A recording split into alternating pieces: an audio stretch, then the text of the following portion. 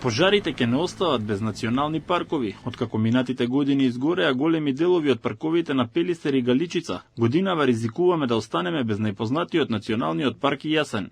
И покрај на човечките напори на војниците, пожарникарите, дирекцијата за заштита, делувањето со хеликоптери и авиони, мешаната шума во Јасен се уште е во пламен. Битката со пламените јазици трае веќе неколку дена, а затворен останува регионалниот пат од Македонски Брод кон Скопје. Најголем проблем за гаснењето се високите температури, сувото време и ветерот. Црнчат, висок пламен, видлив од овде. Овде е поставена одбрана на огнот, нема да му дозволиме да дојде наваму, но теренот не дозволува влегување овде, бидејќи се работи за стрмен терен и густа шума.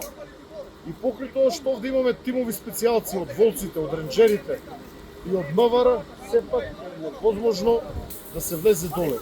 Сериозна е состојбата и со пожарот кај струшкото село Октиси, каде во гаснењето е вклучен армиски хеликоптер. Покрај Македонија гори и во регионот. Уште една тешка ноќ во Црна Гора. Подпредседателот на владата Филип Ивановиќ изјави дека авиони и хеликоптери од Хрватска, Србија и Унгарија испуштиле 316 тони вода во погодените подрачја, а во гаснењето помагале и хеликоптери од Босна и Херцеговина, како и возила и пожарникари од Австрија и Швајцарија. Ситуацијата беше апокалиптична. Се гореше. Противпожарната бригада пристигна на време. Највисока пофалба за нив. Се бореа со пожарот, загрозувајќи ги своите животи. Сите работеа дење и ноќе. Подобро е цела Црна Гора да се обедини за да се стави крај на овие пожари. Ужасно е. Пожари беснеат и во Грција, каде илјадници граѓани се евакуирани. Во гаснењето ангажирани се повеќе од 5000 пожарникари, подпомогнати од 33 авиони и хеликоптери. Поради силните ветрови и топлото и суво време, пожарите се разгоруваат на полуостровот Пелопонес, како и на островите Хиос и Закинтос. Во Патра огнот пеплоса десетици возила.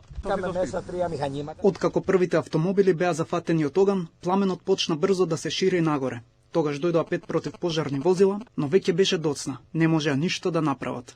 Шпанија во битката со шумските пожари го активираше механизмот за помош на ЕУ и побараа 2 авиони Канадер, како и пожарникари од други земји.